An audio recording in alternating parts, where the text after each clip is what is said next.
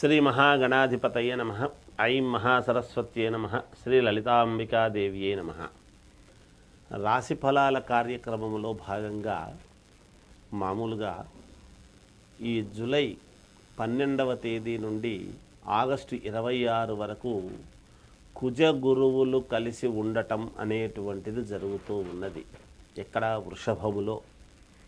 వృషభములో కుజ గురువులు కలిసినప్పుడు మరి ఏ గ్రహాలు కలిస్తే ఏమేమి గోచార రీత్యా మనకు జాతకంలో జరగాల్సినటువంటి పనులు జరుగుతాయి, ఏవి జరగవు, ఎవరికి ఏ రాశి వాళ్లకు జరగవు, ఏ రాశి వాళ్లకు అనుకూలముగా ఉన్నది, ఉంటే ఎంతవరకు మనకు ఉపయోగం ఉంటుంది అనేటువంటి దాని గురించి మీకు ఇప్పుడు తెలియజేస్తున్నాను. అయితే ఈ కుజగురువులు ఇద్దరు కూడా ఇచ్చేటువంటివి ఏమిటి అనేది మనం ఆలోచన చేయాలి. సరే, కుజుడు అనంగానే మంగళకరుడు. ఎలాగో కుజుడు వివాహము, రుణాలు, లోన్లు రావటము, డబ్బు రావటము, భూముల వలన కలిసొచ్చేటువంటి అంశం ఏమిటి, అలాగే భూముల వలన తకరారులు ఏమైనా ఉంటే ఎలా సద్దుమణుగుతాయి అనేటువంటిది, అలాగే సంతానం ఏమిటి, వివాహ కార్యక్రమాలు ఏమిటి, ఇలా కుజుడు యొక్క ప్రభావము ఉంటుంది.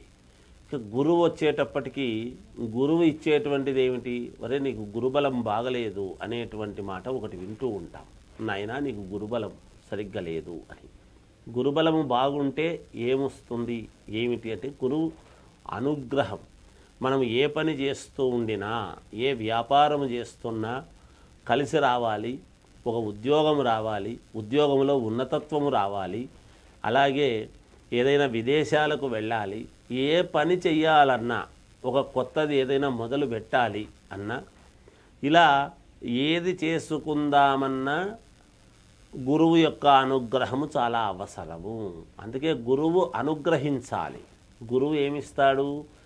యోగాలు ఉంటే యోగాన్ని అనుగ్రహించేటువంటి వాడు గురువు.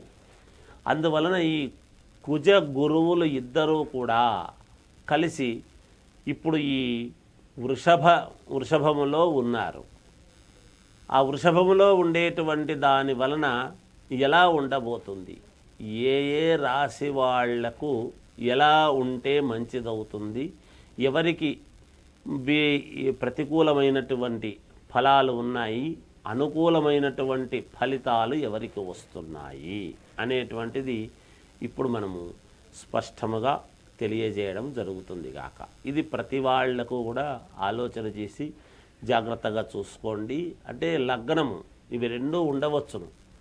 ఇప్పుడు ఏ లగ్నములో పుట్టినటువంటి వాళ్లకు ఏ రాశి వాళ్లకు ఎలా ఉండబోతుంది అనేటువంటిది స్పష్టముగా మీకు తెలియజేయబడుతుంది. నిజానికి కుజ గురువులు ఉంటే ఎటువంటి లాభాలు ఇస్తాడనేది చెప్పాను. వివాహాలు, ఉద్యోగాలు, లోన్లు, ధనము రావటము, భూముల వలన కలిసి రావటము, కొత్త ఇళ్ళు కొనుక్కోవడము, వాహనాలు కొనుక్కోవటము, ఇవన్నీ కుజగురువులు ఇద్దరూ ఉంటే జరిగేటువంటివే. ఇవన్నీ కూడా సంతానము, అలాగే ఉద్యోగంలో ఉన్నతత్వము, విదేశాలకు వెళ్ళటము, ఇలా ఒకటి అని కాదు, కొత్తవి ఏవైనా వ్యాపారాలు చేసుకోవటము, ఉన్న వ్యాపారాలు అభివృద్ధి పరచుకోవటము, ఇవన్నీ కూడా జరుగుతాయి కుజగురువుల యొక్క అనుగ్రహం ఉంటే. అయితే ఏ రాశి వాళ్ళకి అనుగ్రహం ఉంది, ఎవరికి లేదు అనేటువంటి విషయాన్ని ఇప్పుడు మీకు స్పష్టంగా తెలియజేయడం జరుగుతుంది. తులారాశి వాళ్లకు వృషభ రాశిలో కుజుడు గురువులు ఉండేటువంటి దాని వలన ఒక రకంగా తులారాశికి, వృషభ రాశికి రెండిటికి శుక్రుడు అధిపతి. శుక్రుడి యొక్క వీక్షణ అనేటువంటిది ఎక్కడుంది ఒక్కసారి చూసుకొని మీ జాతకంలో ఒక్కసారి పరిశీలన చేసుకుంటే కొంతవరకు అనూహ్యమైనటువంటి ఫలితాలు వచ్చేటువంటి అవకాశము ఉన్నది తులారాశి వాళ్లకు. మేము అనుకోలేదే, ఇది ఉన్నట్టుండి జరిగింది అనేటువంటివి వస్తాయి. అయితే చిన్నపాటి ఇబ్బందులు కూడా ఉంటాయి కొన్ని. వాటిని అధిగమించి ముందుకు వెళ్ళటానికి కావాల్సినటువంటి విధముగా కొన్ని నిర్ణయాలు మీరు మానసికంగా తీసుకుంటారు గాక.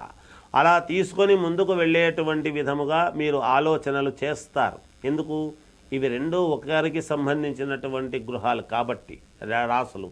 అలా వృషభ రాశికైనా ఇలా తులారాశికైనా రెండిటికి శుక్రుడు ఆధిపత్యం. అయితే ఈ శుక్రుడు ఎక్కడున్నాడు, ఎక్కడ వీక్షణ చేస్తున్నాడు అనేటువంటిది ఒక్కసారి ఆలోచన చేసి మీ వ్యక్తిగతమైనటువంటి జాతకాలు ఒక్కసారి పరిశీలన చేసుకుంటే చాలా వరకు యోగాలు పొందేటువంటి మార్గము ఉన్నది అనేటువంటిది చూసుకోవాలి. అయితే మీకు నచ్చిన అనుకూలమైనటువంటి వాళ్ళ దగ్గర చూసుకుంటే మేలు జరుగుతుంది అనేటువంటిది.